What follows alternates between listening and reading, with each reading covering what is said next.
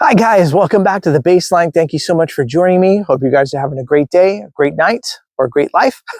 So imagine this. Imagine that a street, it's quiet for now, right? A for sale sign flickers under the porch light like a dying promise. And on the roof, black glass panels, they still gleam, perfect, motionless, but the house behind them is dark.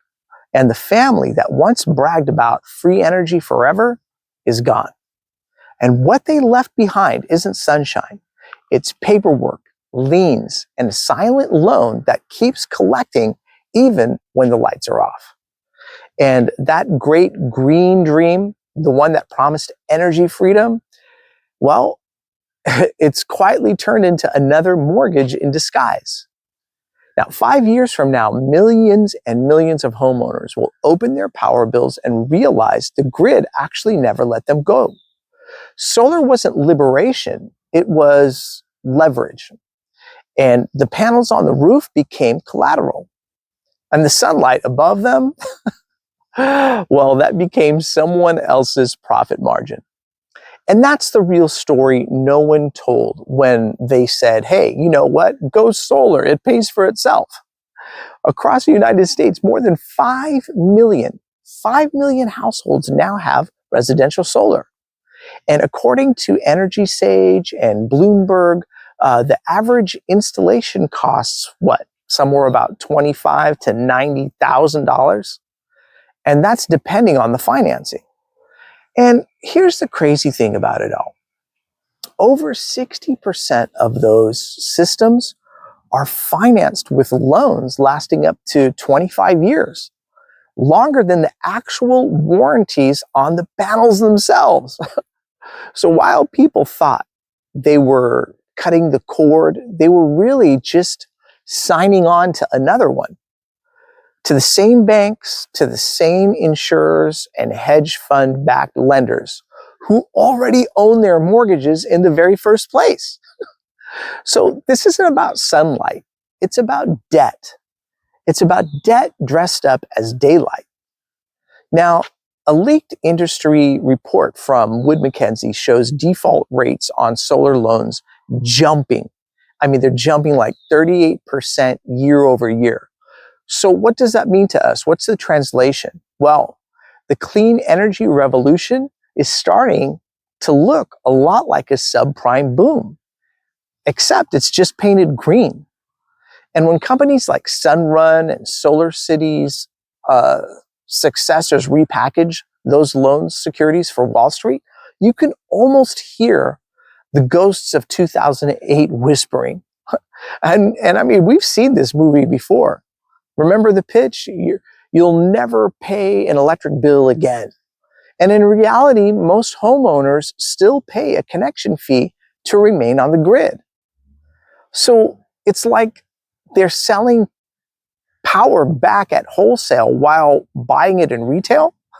Imagine owning a lemonade stand where the city forces you to buy back your own lemonade at triple the price. That's what this is like. That's the grid relationship in 2025. And the economics, well, I mean, I guess brutal is a good word for it, because the payback period averages 10 to 12 years. Longer in cloudy states, shorter if you're handy and rich, right? But if you finance through a third-party installer, your break-even points often never arrive. It's like buying a treadmill to save on gas, then realize that you're actually just been running in place the whole time. Now, meanwhile, state incentives, they're shrinking. California's NEM 3.0 rule slashed the credit for excess solar by 75%. And Florida's net metering reforms cut payouts nearly in half. So in plain English, they moved the goalposts after you bought the field. People call it policy evolution. I mean, I call it bait and switch, except it's powered by sunlight. And here's where it gets, I don't know, cinematic, for lack of a better way of putting it. In Miami, a retired teacher financed $65,000 of panels through a clean energy loan program. Now, when insurance rates jumped, her carrier dropped her, citing roof modifications. She couldn't refinance because the solar lien made the title toxic. So now she pays $900 a month for panels plus a $200 grid fee for a system that still goes dark in a storm.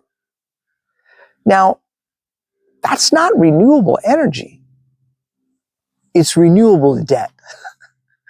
And if we do the old tried and true thing, which is follow the money, behind every smiling installer ad is a financial syndicate packaging solar debt into green asset-backed securities. I mean, we're talking BlackRock, Goldman Sachs. They're buying them all. And it's the same playbook, right? Inflate the projections, securitize the optimism, and sell it to pension funds hungry for ESG points. And when the homeowners default, the debt, it doesn't vanish. It actually attaches to the property itself. It's like a second lien, quietly outranking the equity you built in your house. Try selling your house right now. And the buyer's lender says, hey, clear that first. That's why agents from Phoenix to Orlando whisper solar kills deals. Now add the political layer to it all. Because in 2022, the Inflation Reduction Act revived a 30% tax credit, but it expires in 2025, exactly when lenders forecast the next solar boom. So Washington's incentive becomes a deadline frenzy, an engineered stampede before the door actually closes. And the result of all this? Well, panels rushed onto roofs by fly-by-night installers. Companies rebrand warranties, and those warranties end up vanishing, and homeowners discover the fine print. System performance is not guaranteed. The sunlight is free, but the system itself is not. And yet, in boardrooms from San Francisco to Zurich, these contracts, they are celebrated as energy transition assets. So translation, they're counting on your rooftop debt to balance their ESG portfolios. So yes, you generate power, but who actually captures the profit? I don't know. And in Los Angeles, a young couple posted on Reddit, we thought that solar would save us. They thought that. Our installer went bankrupt. Now no one will service the system. The panels don't even turn on. That's what they said. And they owe $48,000 to a lender backed by Wall Street. And their roof warranty is now void. Their insurance premium rose 20%. And when they called the utility company to disconnect, the rep just laughed and said, "You're still on the grid, sweetheart?" So it's so crazy.